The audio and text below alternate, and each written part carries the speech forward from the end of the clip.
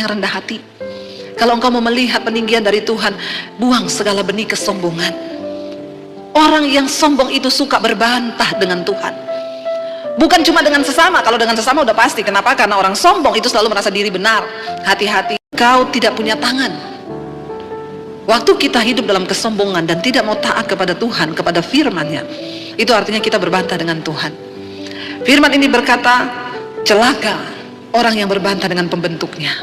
Kita ini hanya tanah liat, kita ini hanya hembusan nafas. Sekali Tuhan bilang napas kita berhenti, hari ini berhenti, saudara.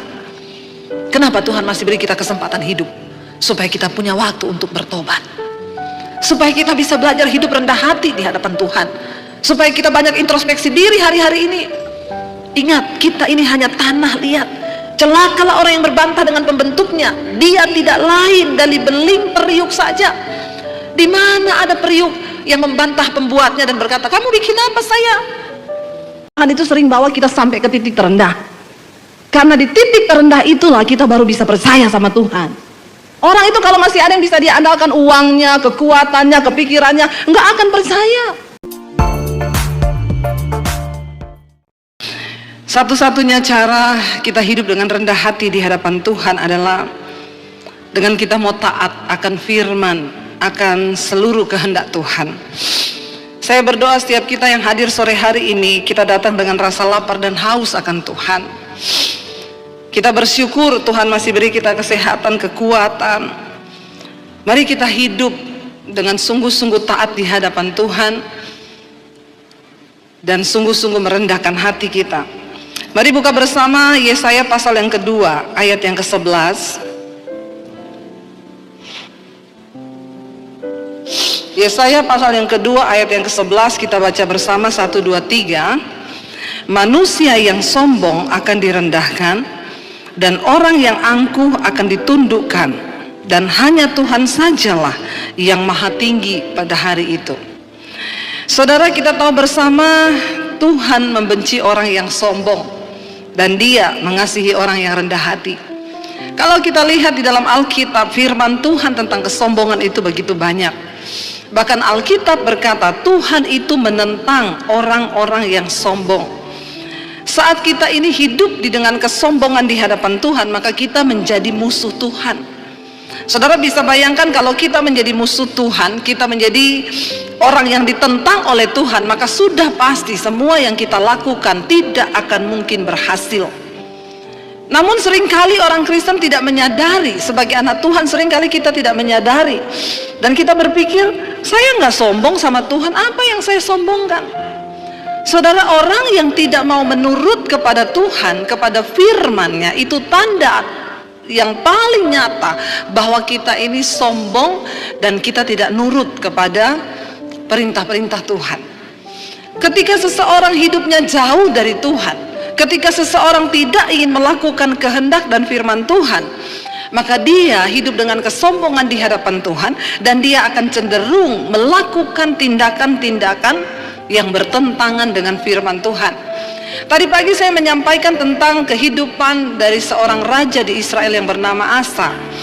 Ketika pertama kali dia diangkat Tuhan menjadi seorang raja atas Israel, dia rendah hati, dia merendahkan diri di kaki Tuhan, dan dia membasmi para Baal, ya, raja-raja, dewa-dewa Baal yang ada pada waktu itu di tengah bangsa Israel, dan dia berhasil melakukan sebuah terobosan kebangunan rohani atas bangsa Israel. Tetapi kemudian ketika dia sudah menjadi raja, dia duduk dengan nyaman di atas tahta kepemerintahannya. Tiba-tiba ketika musuh datang menyerang, dia mulai mengandalkan cara-cara manusia. Dia mulai sombong dan melupakan Tuhan. Dia mulai sombong dan dia mulai berpikir dengan kekuatannya sendiri untuk menyelesaikan masalahnya. Dan dia mengabaikan Tuhan. Bahkan ketika di hari tuanya dia sakit, dia tidak lagi berdoa meminta Tuhan menyembuhkan. Orang yang sombong, yang pertama, dia tidak mau mendengarkan suara Tuhan. Yang kedua, saudara, orang sombong sudah pasti melakukan cara-caranya sendiri untuk dia bisa mencapai tujuan dan maksudnya di dalam kehidupan. Dan segala kesombongan itu tidak berkenan di hadapan Tuhan. Saya nggak tahu hari ini saya berdoa di ibadah ketika ini apa yang mau saya sampaikan. Tuhan taruh di hati saya untuk kita jangan sombong. Kalau sebagai umat Tuhan kita sombong, maka kita tidak akan mengalami berkat Tuhan. Demikian juga untuk sebuah gereja. Kita berdoa gereja di tempat ini menjadi gereja yang merendahkan hati di hadapan Tuhan. Tidak ada yang bisa kita sombongkan.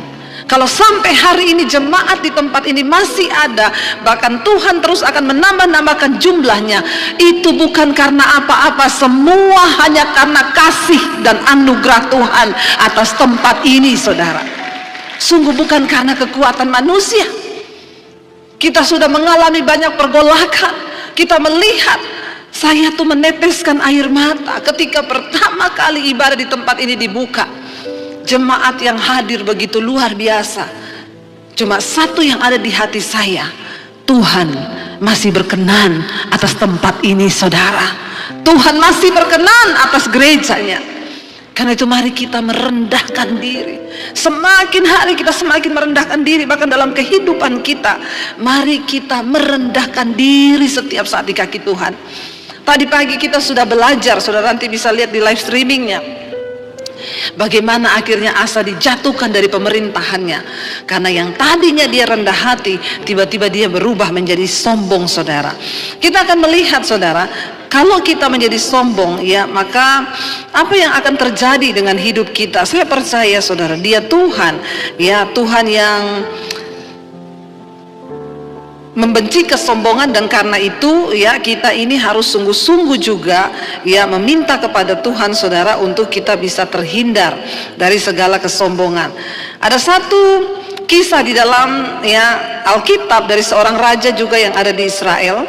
Tapi raja ini jarang dibahas, saudara, karena memang, ya, dia itu sombong dan dia memperoleh kemenangan karena kesombongannya. Mari kita lihat bersama. Kita buka di dalam 1 Raja-Raja pasal yang ke-16. Ya, 1 Raja-Raja pasal yang ke-16. Kita akan lihat bersama, saudara, bagaimana ayat yang ke-8. Kita baca mulai dari ayat yang ke-8. 1 Raja-Raja pasal 16 ayat yang ke-8. Dalam tahun ke-26 zaman Asa, Raja Yehuda, Ela anak Baesa menjadi raja atas Israel di Tirsa. Saudara, Baesa ini ketika itu Israel sebuah kerajaan yang utuh, ya, yang sering disebut dengan kerajaan Israel, ya, bersatu. Lalu pecah menjadi dua, yaitu kerajaan utara dan kerajaan selatan. Kerajaan, ya, utara itu di bawah Baesa rajanya, yaitu Israel di Yerusalem, dan selatan itu di Yehuda, Asa sebagai rajanya. Ya, dan Baesa ini memiliki anak, saudara, yang namanya, ya, Ela, anak Baesa. Dia menjadi raja atas Israel di Tirsa. Ia memerintah 2 tahun lamanya. Ayat yang ke-9 kita lihat di sini. Yang akan kita bahas adalah seorang raja yang bernama Zimri. Jarang dibahas kisah raja ini, bahkan mungkin saudara baru dengar. Ada ya raja Israel namanya Zimri. Zimri pegawainya yang menjadi panglima atas setengah dari pasukan kereta mengadakan persepakatan melawan dia. Dia ini orang yang sombong. Dan karena dia sombong, dia jauh dari Tuhan, dia ingin mengokohkan dirinya sendiri. Dan kadang-kadang orang sombong itu bisa memperoleh apa yang dia mau, karena dia gigih berjuang dengan kesombongannya. Tetapi apa yang didapat dengan kesombongan itu pasti akan runtuh cepat atau lambat. Ya, lalu di sana dikatakan Zimri, pegawainya yang memimpin panglima, yang menjadi panglima atas setengah dari pasukan kereta, mengadakan persepakatan melawan dia. Ketika ia minum-minum sampai mabuk di Tirsa, jadi ceritanya Raja Ela ini minum-minum sampai mabuk di Tirsa, di rumah Arza yang menjadi kepala istana di Tirsa, datanglah Zimri, lalu membunuh dia dalam tahun ke-27 zaman Asa, Raja Yehuda, dan ia menjadi raja menggantikan dia. Perhatikan, saudara, Zimri membunuh Ela sebagai raja di negara bagian yang ada di Tirsa.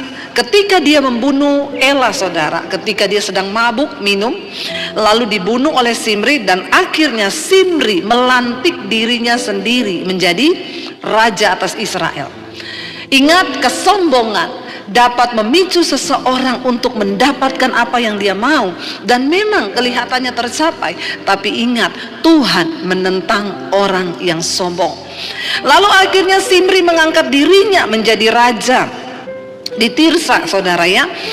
Ayat yang ke-10 dikatakan, datanglah Zimri lalu membunuh dia dalam tahun ke-20 zaman Asa Raja Yehuda, dan ia menjadi raja menggantikan dia. Ayat 11. Pada waktu ia menjadi raja itu, segera sesudah ia duduk di atas tahtanya, ia membunuh seluruh keluarga Baesa.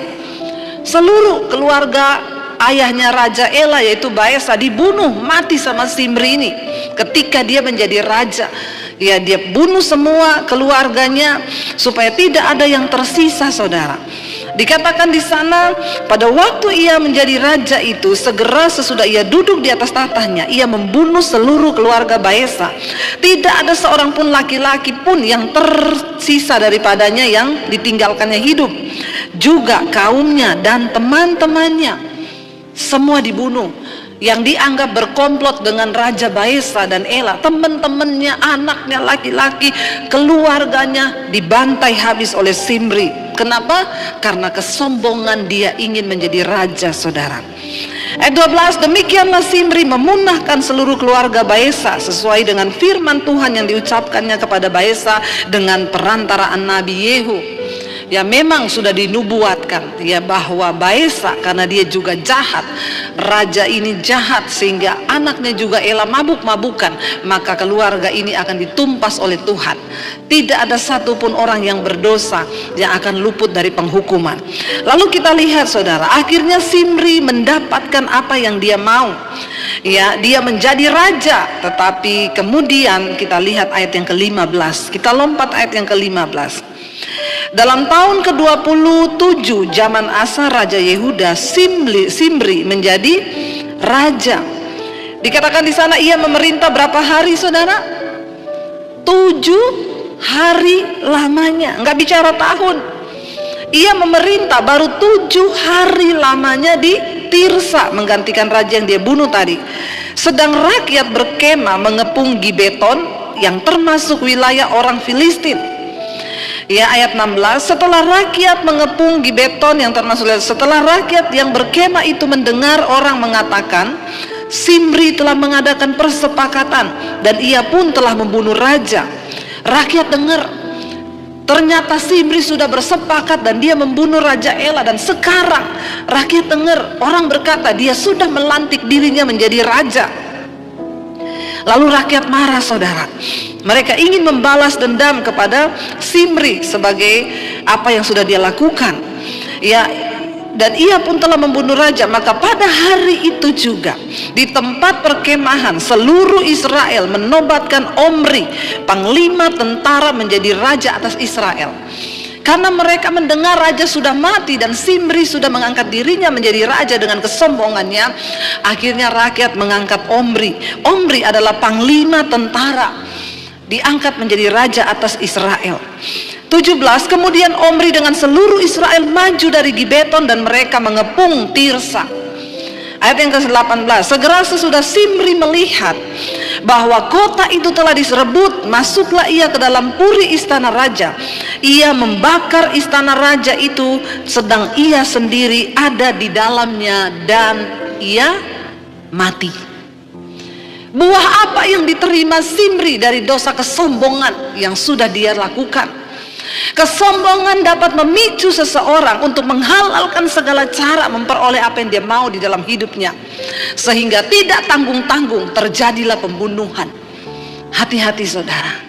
Orang yang sombong itu diawali dengan apa?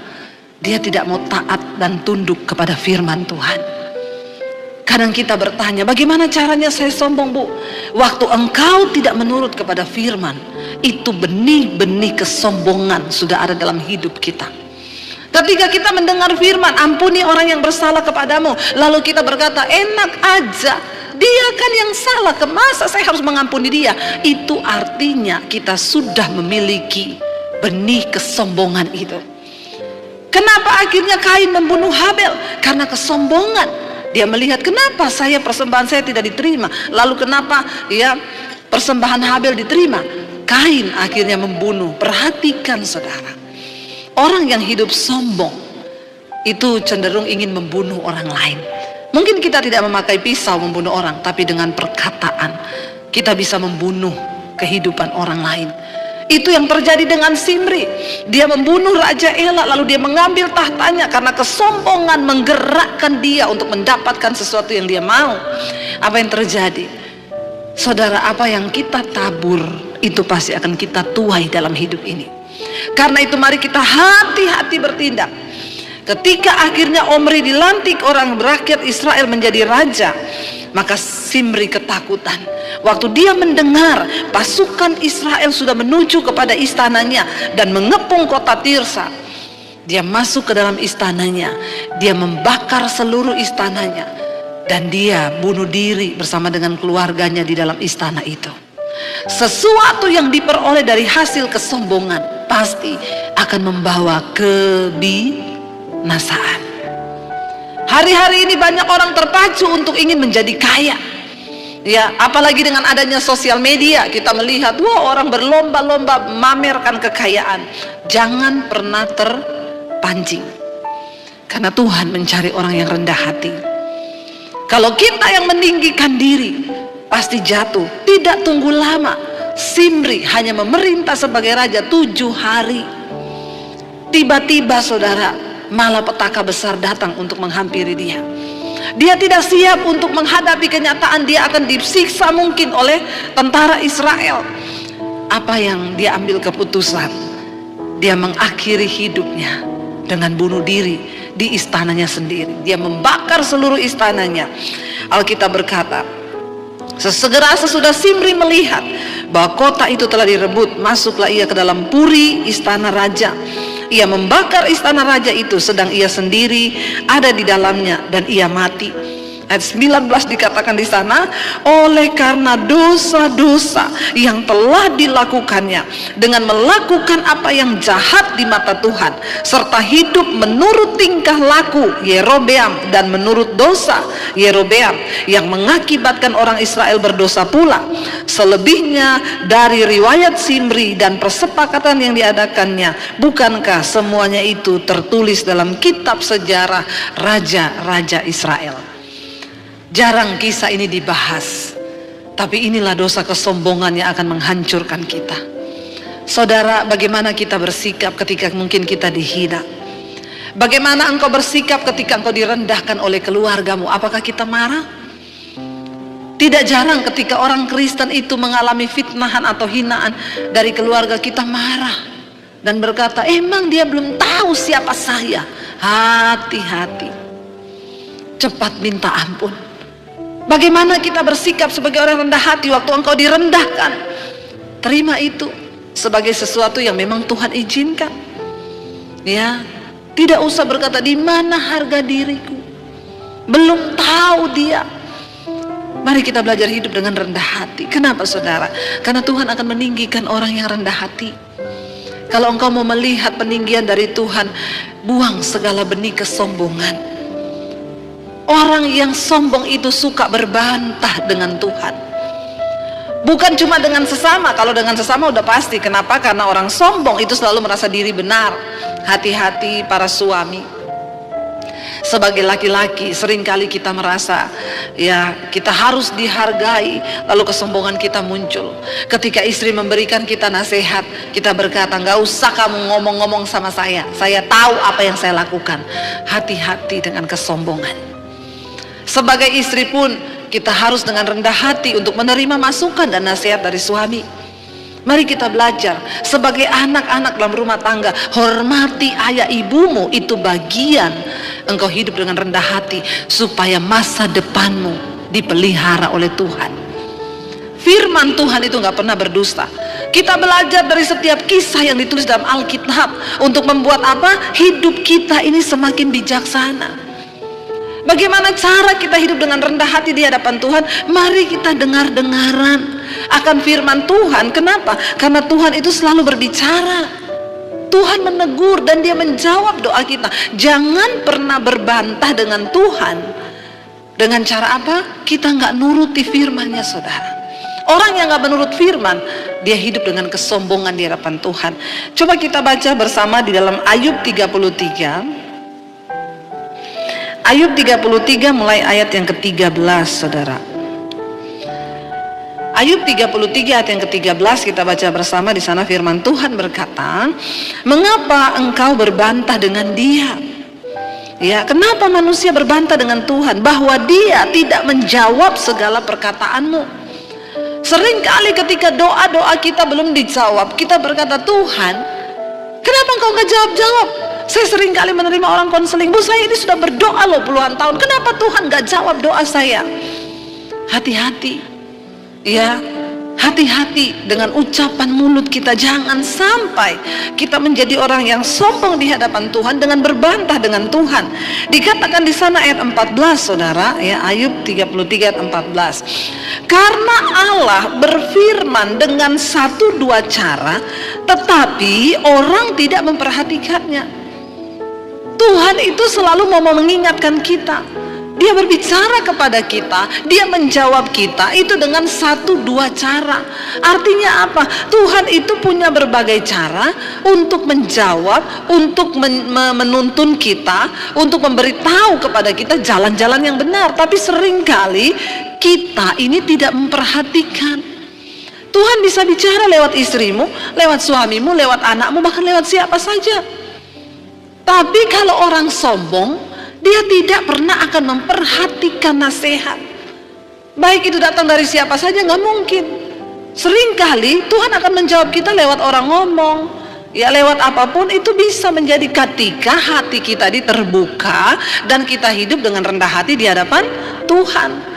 Tapi kalau kita ini sudah tertutup hati, kita hidup dengan kesombongan, saudara, maka tidak mungkin dikatakan di sini karena Allah berfirman dengan 1-2 cara, tetapi orang tidak memperhatikannya. Orang yang sombong gak mungkin memperhatikan. Ayat 15, bisa lewat apa Tuhan berbicara? Dalam mimpi, dalam penglihatan waktu malam, bila orang tidur, nyenyak tidur, bila berbaring di atas tempat tidur. Ayat 16, maka ia membuka telinga manusia dan mengejutkan mereka dengan teguran-teguran.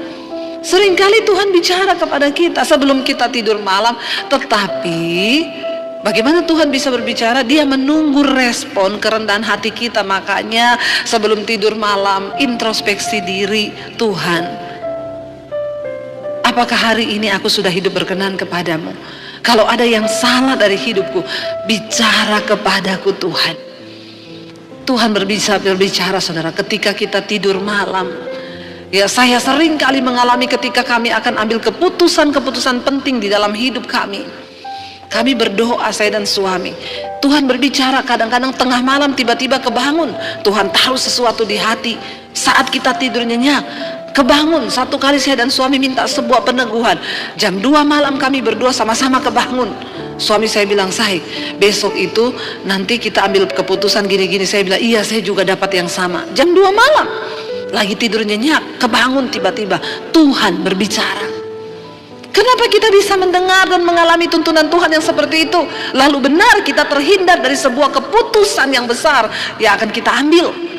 Tuhan menuntun asal kita mau dengan rendah hati berkata, saat keputusan itu akan kami buat. Kami berdua berdoa setiap hari gandeng tangan. Tuhan, kami sepakat, kalau ini bukan kehendak-Mu, jauhkan. Tuntun kami Tuhan, apa yang harus kami lakukan. 2 hari, 3 hari mendekati, selama beberapa hari kami terus berdoa. Kami merendahkan hati Tuhan, memohon petunjuk-Mu untuk keputusan yang akan kami buat. Dan benar, besok keputusan itu mau diambil. Jam 2 malam suami saya tiba-tiba kebangun, saya pun tiba-tiba kebangun. Dan kita malam itu langsung ngomong, "Say, Tuhan tuh bicara gini. Iya, besok kita minta kesepakatan sesuai tuntunan Tuhan." Dan benar-benar terjadi. Saudara, Tuhan bisa berbicara asalkan kita dengan rendah hati. Masalahnya, kenapa kita gak pernah dapat tuntunan Tuhan? Kita tuh berjalan dengan pikiran kita sendiri. Alkitab bilang, terkutuklah orang yang mengandalkan kepintarannya. Tuhan yang tahu masa depan kita. Tuhan yang tahu keputusan yang akan kita buat. Tuhan yang tahu apa yang akan kita ambil. Tuhan bahkan yang tahu segala sesuatu sebelum itu terjadi. Karena itu perlu ingat saudara, Tuhan pegang blueprint, perencanaan hidup kita itu ada di tangannya. Kenapa kita harus cari Tuhan? Kenapa kita harus merendahkan diri? Karena Dia yang pegang buku kehidupan kita. Bahkan kematian kita itu Tuhan tahu. Kita nggak tahu apa-apa. Makanya kita perlu mendekatkan diri kepada Tuhan. Di sana dikatakan Tuhan bisa berbicara dengan 1-2 cara. Allah berfirman dalam mimpi, dalam penglihatan, waktu malam, bila orang tidur nyenyak, bila dalam pembaringan di atas tempat tidur, maka Ia membuka telinga manusia dan mengejutkan mereka dengan teguran-teguran. Yes, saya sering mengalami. Tuhan mengajari kamu itu gini. Dan saya belajar untuk taat melakukan. Bahkan ketika saya ditipu orang, uang saya di bawah 300 juta. Tiap hari saya marah sama suami. Kenapa? Kami bangun studio, uangnya di bawah 300 juta. Saya bilang sama suami, makanya kamu tuh pilih pemborong gak bener, harusnya gini. Lalu akhirnya kehilangan damai sejahtera. Sampai satu waktu saya sudah merasa tidak nyaman ini. Roh Kudus sudah tidak nyaman. Tiap hari saya emosi mengingat itu. Karena 300 juta saudara, lumayan kan bisa buat beli kerupuk dimakan 1 RT. Tapi tiba-tiba satu malam saya bertanya, Tuhan, kenapa ini terjadi? Kenapa Engkau izinkan Tuhan? Ini uang untuk bangun studio kami, untuk bisa pelayanan di YouTube. Tiba-tiba Tuhan tuh bicara, lepaskan pengampunan. Kenapa aku izinkan engkau mengalami? Kamu kan sering konseling orang kalau datang, Bu saya ditipu orang berapa? 5M. Lupakan aja, uang gampang dicari, tapi damai sejahtera itu susah didapat. Sekarang kamu mengalami, kamu bisa nggak melakukan apa yang kamu katakan? Waduh berat saudara. Tuhan berat. Tapi Tuhan bilang gak ada pilihan, taat lakukan. Saya berdoa hari itu, saya menangis, ampuni saya Tuhan, jagai hatiku Tuhan, supaya aku bisa melepaskan pengampunan, aku mau menjadi pelaku firman-Mu. Lalu Roh Kudus mulai tuntun, sekarang kamu SMS orang itu, kamu bilang bahwa kamu melepaskan pengampunan. Saya ambil HP, saya SMS orangnya, saya tadinya kepahitan sama kamu, saya jengkel sama kamu, saya marah sama kamu, terkutuk kamu. Tapi hari ini Tuhan tegur saya lepaskan pengampunan buat kamu. Enggak sampai di situ, sudah mau selesai, saya mau kirim, Roh Kudus ngomong tulis. Dan mulai hari ini saya tidak akan tagih uang itu. Saya bilang, kalau itu tunggu dulu Tuhan. Lumayan 300 juta. Roh Kudus ngomong tulis itu. Ngomong tulis sekarang. Dengan berat hati. Tapi saya mau merendahkan diri. Saya tulis, dan mulai sekarang bergetar tangan saya. Dan mulai sekarang, stop dulu, tarik napas. Ada harga yang harus dibayar. Waktu kita mau merendahkan hati, mendengarkan suara Tuhan. Saya tulis, dan mulai hari ini saya tidak akan tanya kamu pertanggungan jawab, karena tiap hari saya, mana pertanggungan jawab? Dia balas, notanya belum kekumpul, banyak yang hilang. Saya balas, besok saya tunggu. Besok seperti itu, damai sejahtera hilang. Waduh semuanya saudara. Tapi akhirnya saya mau belajar taat. Saya bilang, mulai sekarang saya tidak akan tanya lagi uang itu urusan kamu dengan Tuhan. Tapi satu nasihat saya, bertobat. Dah, besok pagi bangun iblis ngomong, tanya uangnya. Waduh daging itu saudara, daging. Saya bilang, enggak, dalam nama Yesus. Enggak, dalam nama Yesus. Akhirnya saya hapus aja kontaknya, biar saya tidak terpengaruh untuk nanya-nanya. 1 minggu kemudian saya dapat berkat, ada orang ngasih saya mobil baru, yang harusnya itu keluar dari uang saya sendiri, tapi orang kasih. Berapa minggu kemudian ada orang memberkati untuk pembangunan studio kami. Apa yang tidak pernah kita pikirkan. Coba kalau saya marah-marah terus, saya nggak mau dengar apa yang Tuhan ngomong. Kalau saya nggak taat, nggak merendahkan hati untuk melakukan firman Tuhan, saya berbantah dengan Tuhan. Saya bilang, enggak Tuhan, berat Tuhan, saya nggak mau, saya akan tagih terus. Karena ada teman saya yang ngomong, butuh jasa penagih nggak? Dia bilang, nggak dosa Bu, kita nagih utang nggak dosa. Sudah mau tergiur saya, tapi saya ingat Tuhan bilang, jangan. Setelah saya lepaskan pengampunan, berkat Tuhan mengalir, saudara. Tepuk tangan buat Tuhan. Saudara, jadilah orang yang rendah hati di hadapan Tuhan. Jangan suka berbantah dengan Tuhan. Lalu dikatakan di sana, saudara, ayat yang ke-17. Untuk apa Tuhan menegur kita? Untuk menghalangi manusia dari perbuatannya dan melenyapkan kesombongan orang. Tuhan itu menegur, firman Tuhan itu berbicara untuk apa? Untuk menghalangi manusia dari perbuatannya dan untuk dikatakan di sana melenyapkan kesombongan mereka. Kenapa tadi ya Raja Simri bisa membunuh seperti itu? Karena kesombongan menguasai dia sehingga perbuatannya akhirnya melakukan sesuatu yang tidak berkenan. Tekan setiap kesombonganmu. Juga buat bapak-bapak, seringkali bapak-bapak itu dipimpin logika. Kesombongannya terlalu tinggi. Dalam bisnis engkau membuat perhitungan dan engkau pikir ini sudah benar, ini perhitungan saya. Diberkatilah orang yang merendahkan hatinya di hadapan Tuhan. Diberkatilah orang yang rendah hati, tetapi terkutuk orang yang tinggi hati. Untuk melenyapkan kesombongan orang, ayat 18, untuk menahan nyawanya daripada liang kubur dan hidupnya daripada maut oleh lembing. Dengan penderitaan ia ditegur di tempat tidurnya dan berkobar terus menerus bentrokan dalam tulang-tulangnya. Saudara, seringkali Tuhan menegur lewat sakit penyakit. Bisa jadi itu teguran Tuhan. Ya, ada orang datang sama saya, Bu, saya batuk-batuk nggak sembuh-sembuh. Bapak merokok? Iya. Ya itu Pak, berhenti rokoknya. Itu teguran Tuhan. Masa sih Bu, doakan Bu supaya batuk saya sembuh. Enggak, biar saya tumpang tangan, tumpang kaki sama Bapak. Enggak bakal sembuh batukmu kalau Bapak masih tetap merokok. Tubuhmu itu bait Allah. Tuhan berbicara lewat sakit penyakit.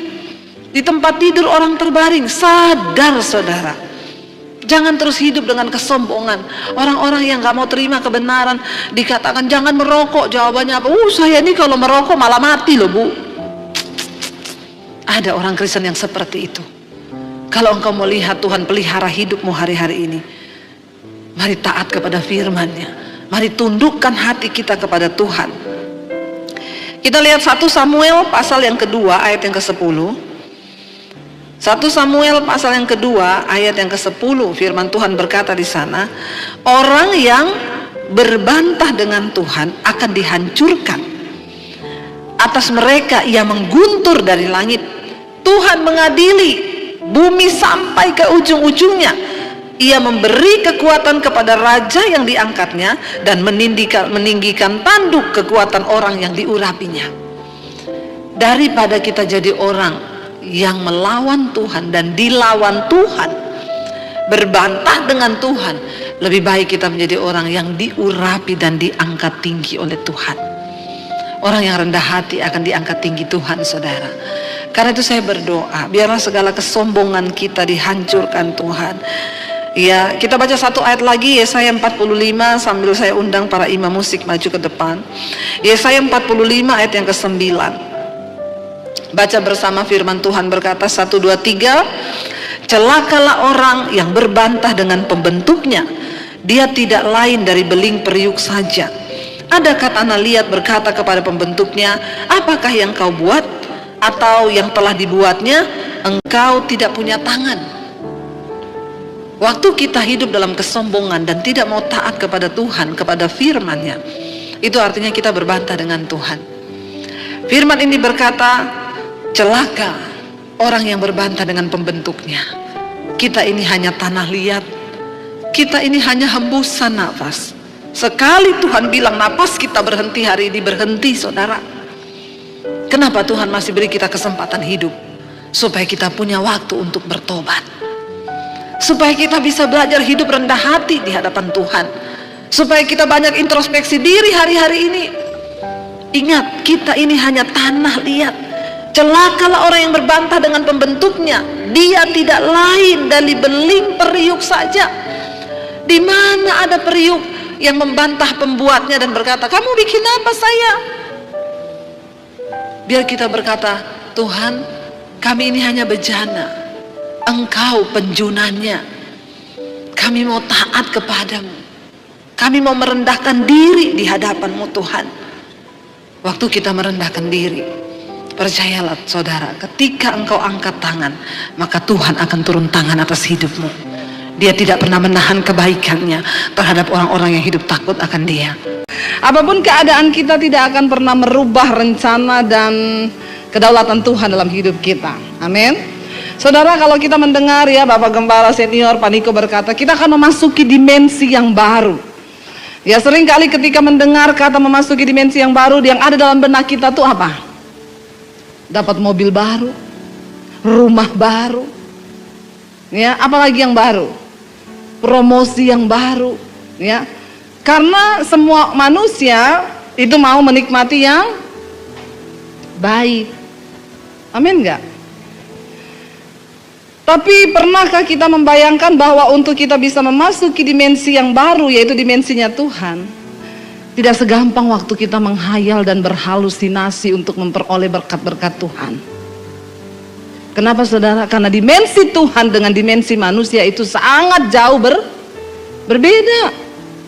Ya, Alkitab berkata, rancanganku bukan rancanganmu, jalanku bukan jalanmu, dimensiku bukan dimensimu.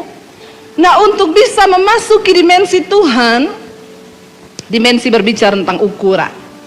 Ukuran Tuhan dan ukuran manusia itu berbeda. Amin saudara. Untuk bisa mengalami sesuatu yang baik dari Tuhan, masuk ke dimensi yang baru bersama Tuhan, ada harga yang harus kita bayar. Ada daging yang harus tersalibkan. Ada perasaan yang harus dikorbankan. Mari kita berhenti menjadi orang Kristen yang picik, yang selalu berpikir, oh ikut Tuhan itu enak. Ya, yang tadinya naik motor jadi naik mobil. Yang Avanza jadi ganti Innova. Yang Innova ganti Alphard.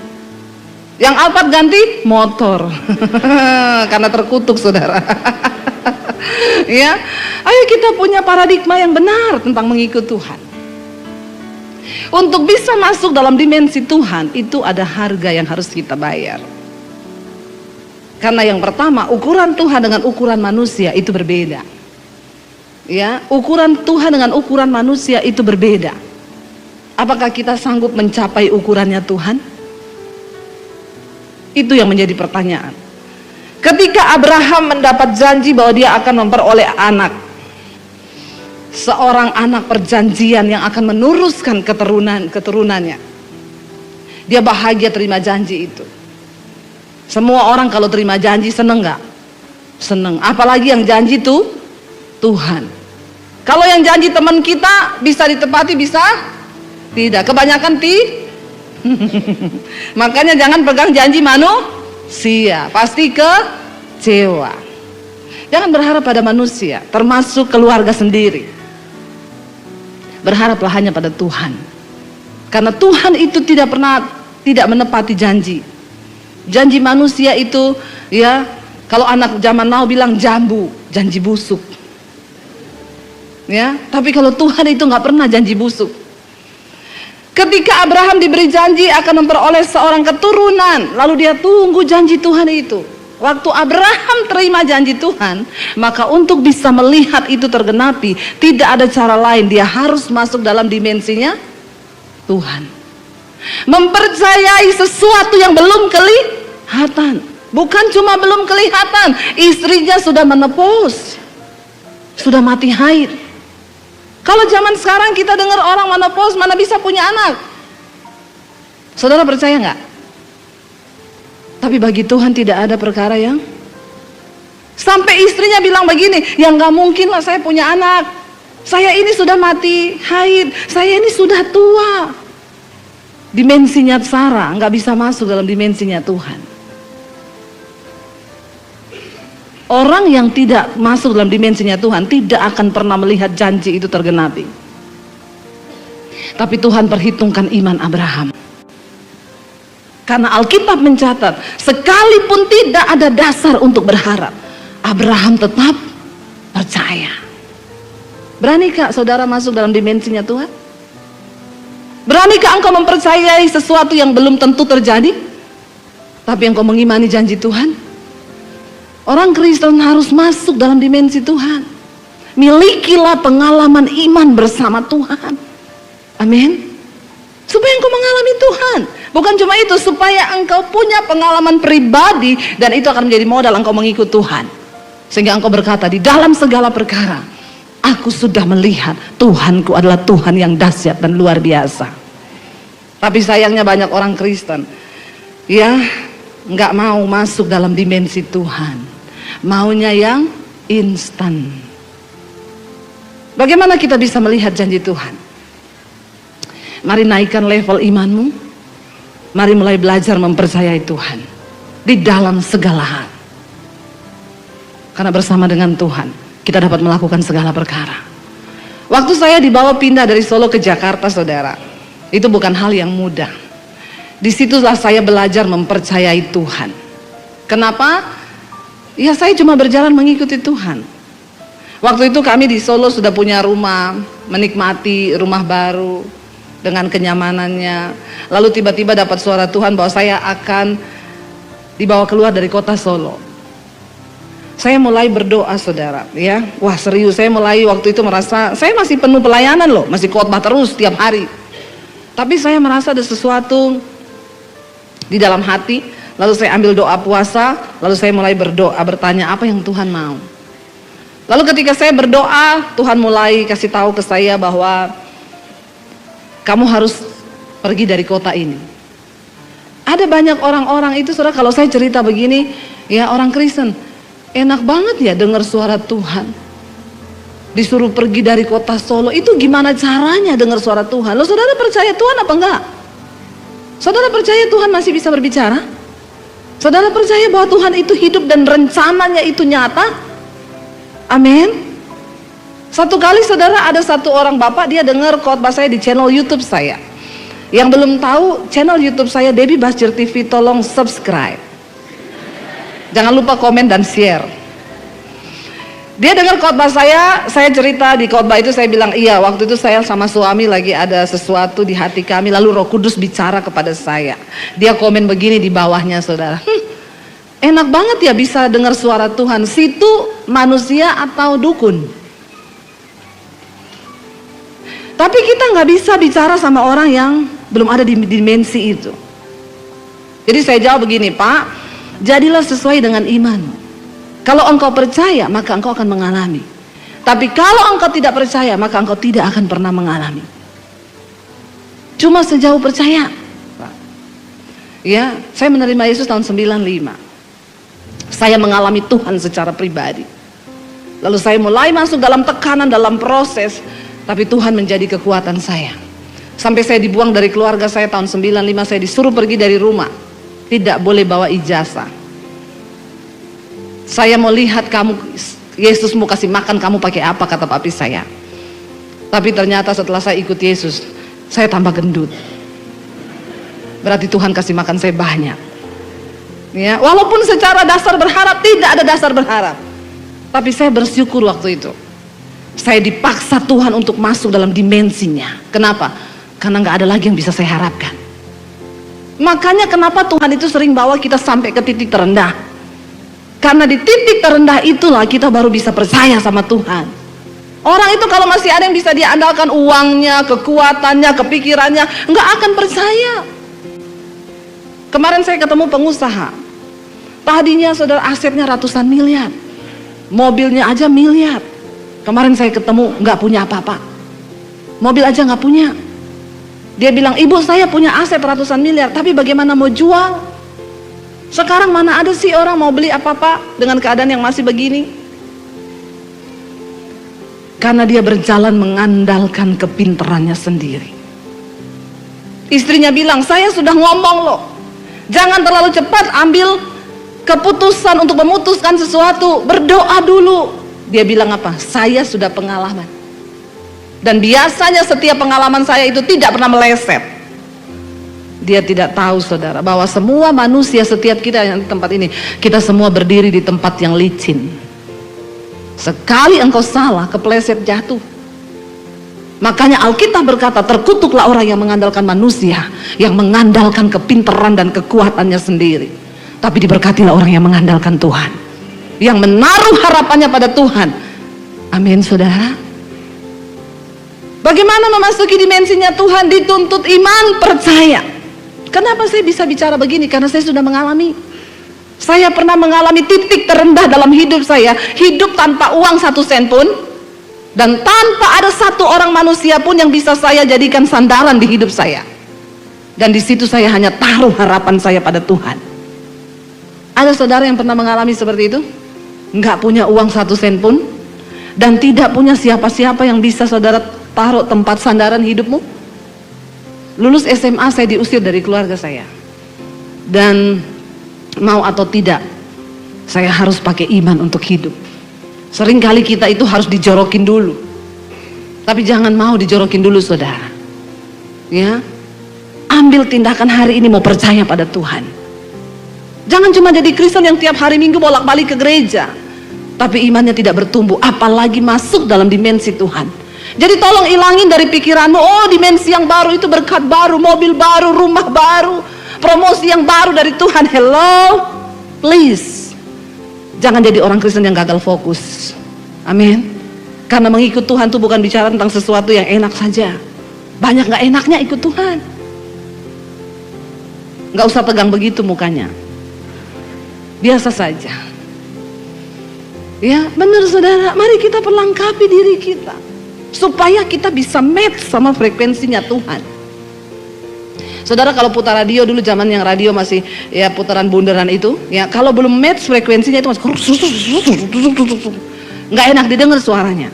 Nanti kalau sudah pas ketemu frekuensi yang tepat, baru bisa enak kita dengarnya. Sama Tuhan tuh begitu. Kenapa orang Kristen nggak bisa dengar suara Tuhan? Engkau nggak match sama frekuensinya Tuhan.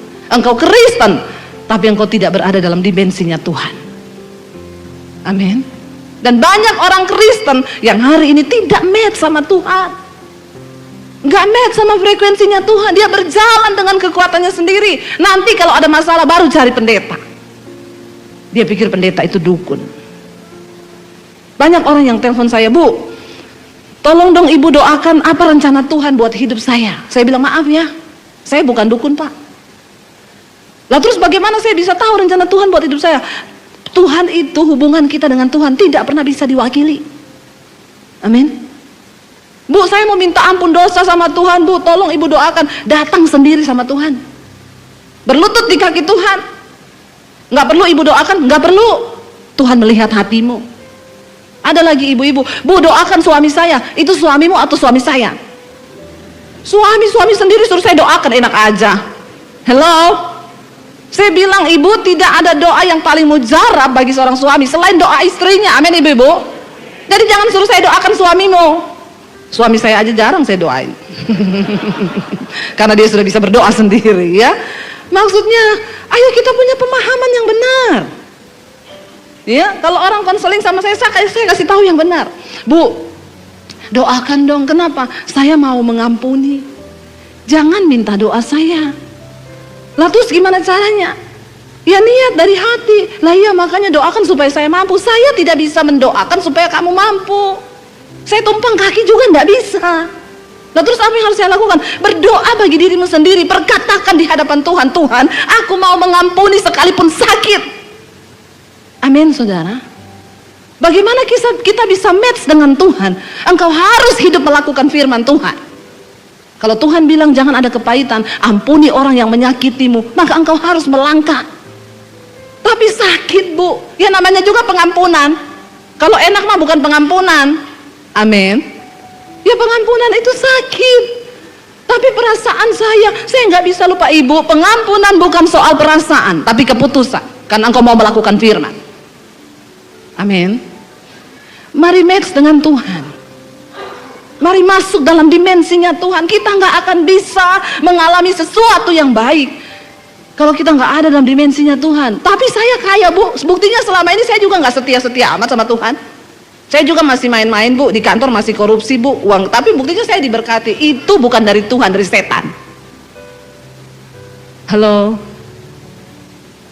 Amin saudara. Maaf ya, saya tuh kalau khotbah begini jangan tersinggung. Siapa suruh undang saya? Amin. Kenapa saudara? Karena saya mengalami perjuangan iman yang luar biasa bersama Tuhan. Tapi saya itu gregetan lihat orang Kristen yang hidupnya terlalu santai. Ya, mahal harga keselamatan itu. Tuhan beri gratis. Tapi kita harus bertindak untuk bisa menjaga dan memperolehnya. Kenapa? Karena iman tanpa perbuatan itu mati. Amin. Orang Kristen itu terlalu santai. Mungkin karena nggak ada tantangan. Saya perlu berdoa supaya saudara semua mengalami tantangan. Bagaimana bisa masuk dalam dimensinya Tuhan? Maka bersiaplah. Akan ada daging yang berteriak. Akan ada proses yang berat. Supaya kita bisa match dengan Tuhan. Karena untuk menikmati kasih Tuhan itu tidak ada syaratnya. Saudara bikin dosa, saudara minta ampun, diampuni. Tapi untuk menikmati berkat Tuhan, itu ada syaratnya. Yesus bilang, carilah dahulu kerajaan Allah dan kebenarannya, maka semua itu ditambahkan kepadamu. Amin. Jika kebenaran menjadi barisan depanmu, maka kemuliaan Tuhan akan mengikuti engkau. Jadi kita nggak perlu cari kemuliaan itu. Kenapa? Itu akan mengikuti waktu kita hidup dalam kebenaran. Tapi orang Kristen sekarang terbalik, yang dia cari kemuliaan, dia nggak peduli dengan kebenaran. Maka kalau engkau mencari kemuliaan, engkau sedang berjalan mundur semakin jauh dari Tuhan. Tapi jujur, kita di dunia ini yang kita cari apa? Alkitab berkata kalau engkau mau masuk dalam dimensi yang baru, pikirkanlah perkara-perkara yang ada di atas, di mana Kristus duduk di sebelah kanan Allah Bapa. Pikirkan semua itu, jangan pikir yang di bumi terus. Tapi orang Kristen dibuat rempong, dibuat susah, dibuat stres karena mikirin bumi. Kita lupa bahwa suatu saat kita semua akan tinggalkan bumi ini, dan tidak ada satupun yang akan kita bawa. Semua akan kita tinggal. Lalu bapak itu yang di YouTube saya, saudara, dia bilang gini, Bu, situ dukun, enak banget bisa dengar suara Tuhan. Beberapa waktu kemudian saya khotbah, dia komen lagi, setiap komen nyelekit. Tapi saya selalu balas dengan tenang. Saya bilang, iya Pak, saya berdoa supaya Bapak juga mengalami. Satu kali dia minta nomor telepon saya. Saya kasih nomor HP saya. Di YouTube saya kasih semua orang yang minta nomor HP saya. Jadi saudara bayangkan kalau yang nonton khotbah saya 200.000 dan saya kasih nomor HP saya, itu yang konseling berapa banyak? Ya, dan nggak usahlah semuanya, ya separuh atau seperempatnya aja. Saudara bisa bayangkan sampai HP saya error, bunyi-bunyi sendiri, ting ting ting ting ting ting ting ting ting. Karena banyaknya masalah yang datang. Untung saya tidak error. Satu kali bapak itu WA saya, dia bilang gini, Bu, saya ini orang pinter. Saya bilang, banyak minum tolak angin ya Pak? Karena kan orang pinter minum, ya. Dia bilang enggak, maksudnya saya tuh sekolah di Amerika. Titel saya Amerika, saya sekolah di Australia. Saya itu mencari, mempelajari tentang Tuhan, Bu. Saya ikut seminari, saya ikut teologi. Saya pengen mempelajari Tuhan. Tapi saya dengar khotbah ibu, di mana ibu berkata, Tuhan itu tidak bisa dipelajari, tapi harus dialami. Itu yang saya tidak punya, Bu. Semakin saya belajar tentang Tuhan, pengetahuan saya tentang Tuhan semakin banyak. Dan ternyata itu bikin saya tambah sombong, semakin arogan. Setiap kali dengar khotbah orang, saya nilai, oh ini, no. Untung saya ini nggak pernah berkhotbah sesuai ilmu, karena saya hanya mengalami Tuhan. Saya bilang sama bapak itu, Pak, saya bukan orang yang pintar, karena memang saya jarang minum tolak angin. Tapi saya mengalami Tuhan. Dan dari pengalaman saya mengalami Tuhan, saya mengenal siapa Tuhan. Dan ketika saya mengenal siapa Tuhan, saya mengalami Dia berjalan bersama dengan saya dalam hidup saya. Dia bilang, iya Bu, saya sangat terpukul ketika saya dengar satu kalimat yang ibu bilang, jangan pelajari Tuhan, karena engkau tidak akan memperoleh apa-apa. Sebab Tuhan itu tidak bisa dipelajari, tapi harus dialami. Dan yang harus Bapak lakukan cuma satu, buka hati di hadapan Tuhan. Dan berkata, Tuhan, ini hidupku. Masuk dalam hidupku, supaya aku bisa mengalami Engkau. Amin, saudara. Jangan terjebak dalam rutinitas kekristenanmu. Rugi. Hidup manusia cuma 70 tahun kata Alkitab. Kita udah berapa tahun jadi Kristen? Berapa banyak pengalaman pribadi yang kita alami bersama dengan Tuhan?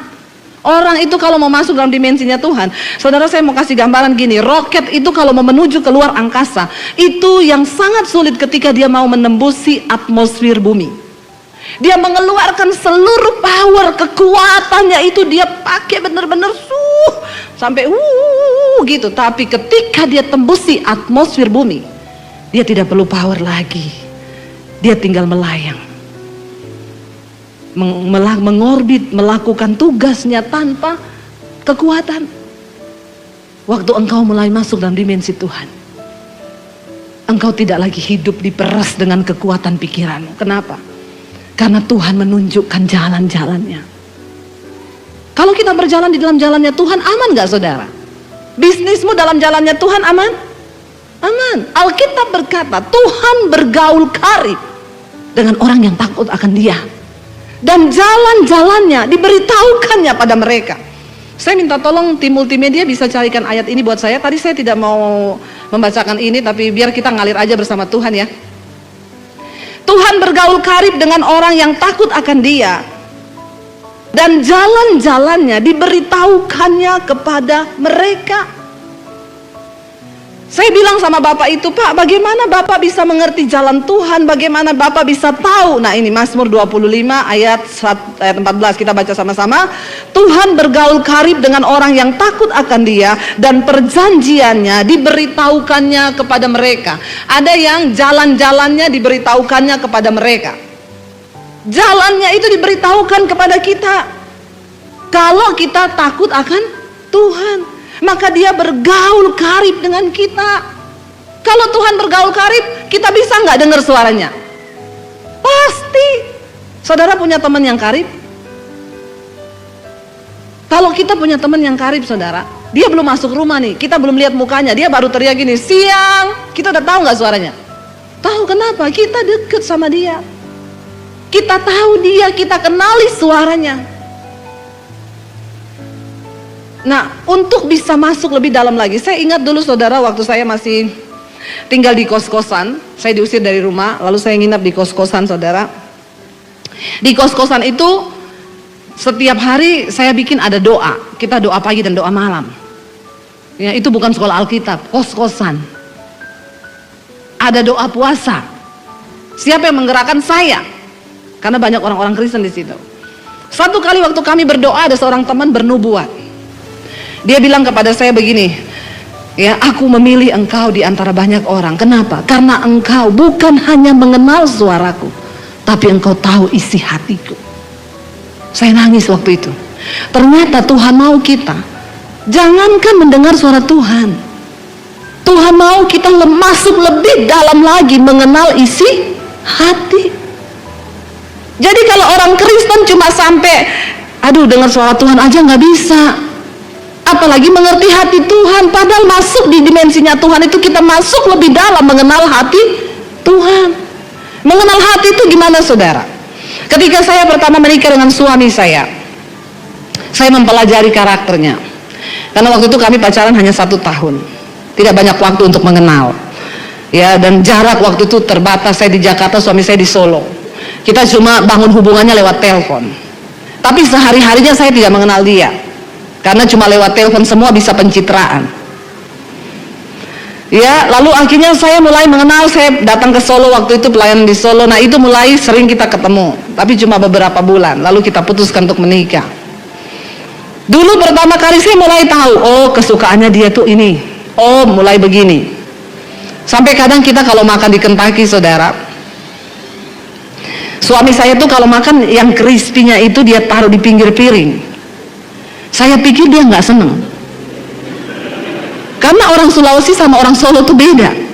Orang Sulawesi kalau makan yang enak duluan dimakan, yang sisanya itu nggak enak dipinggirin. Orang Solo ternyata yang enak dipinggirin, dia makan yang tidak enak dulu.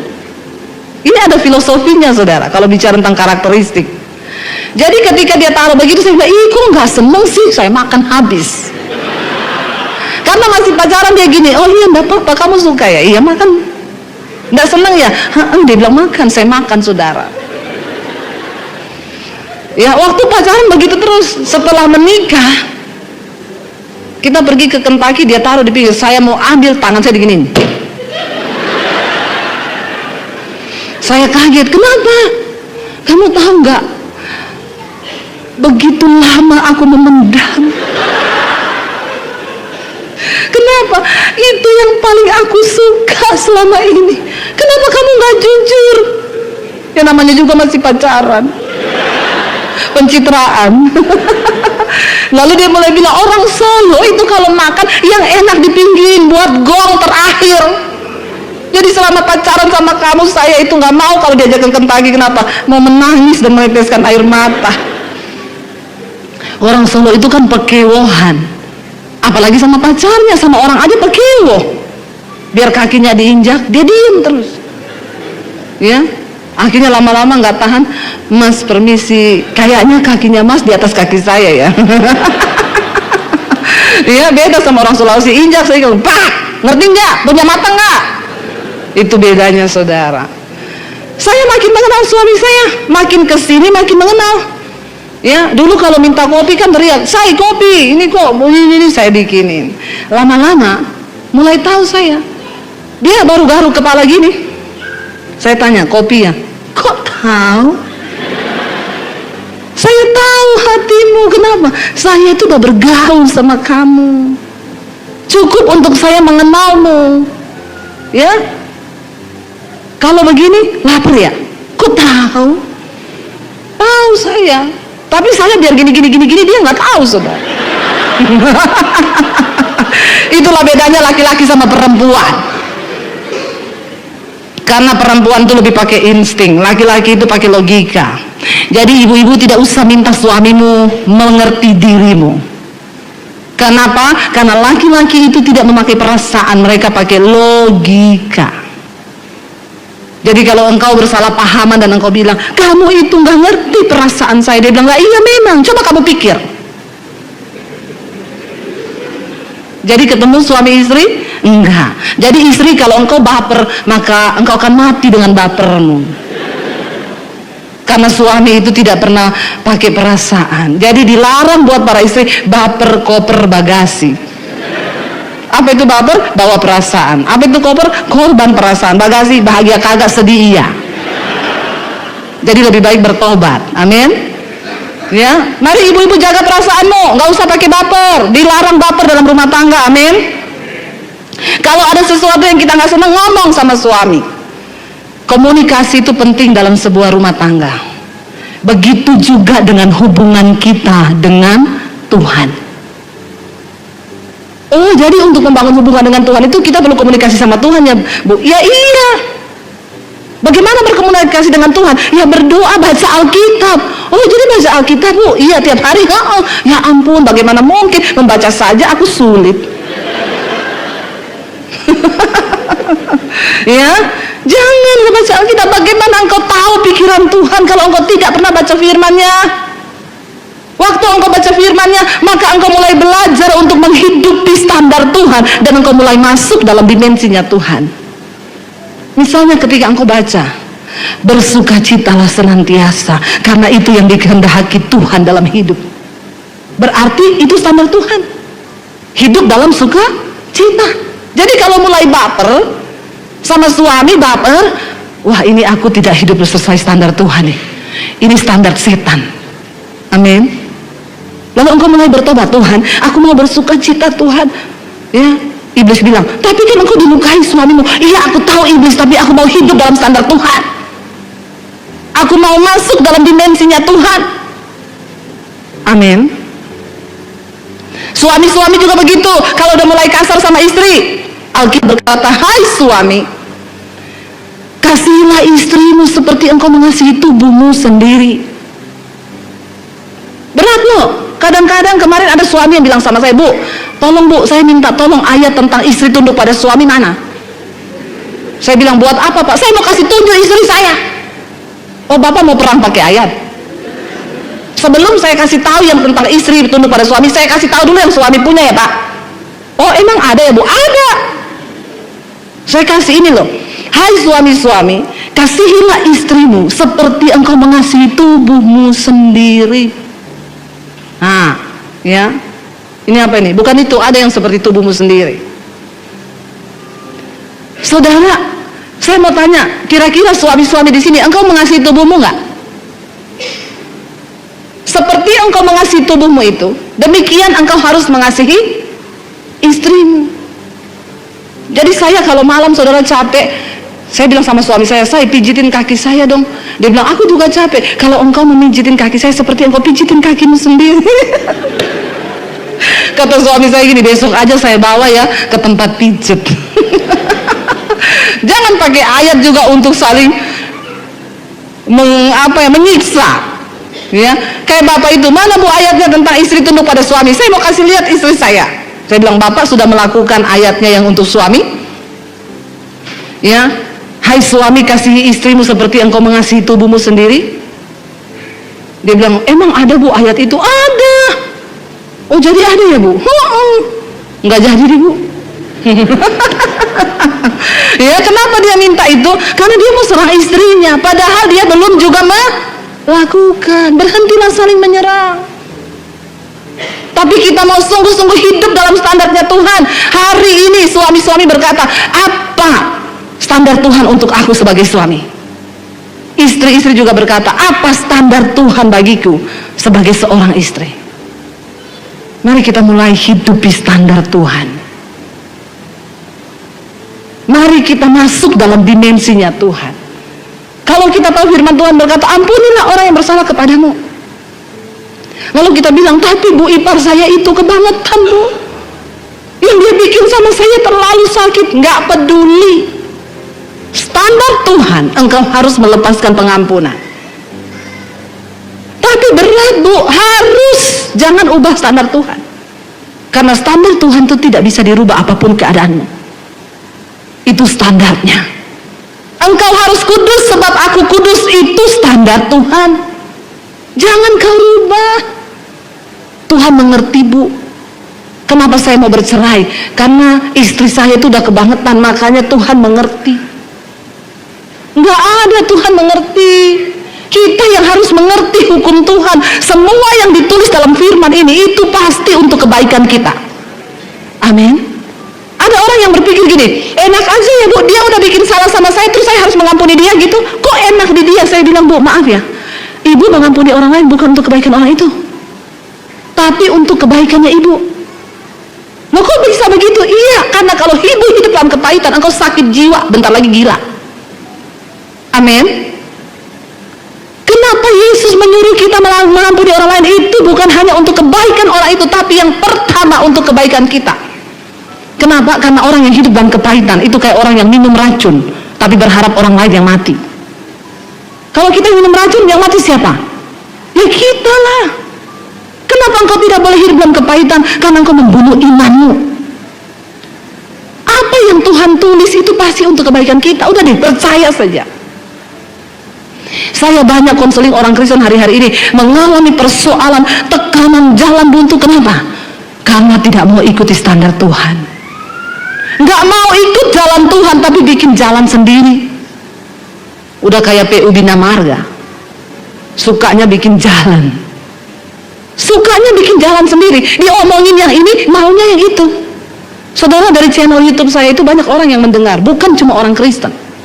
Ada banyak yang masuk di inbox saya berkata, Ibu, saya bukan Kristen, tapi setiap hari saya nonton khotbahnya Ibu. Kenapa? Karena saya mencintai kebenaran.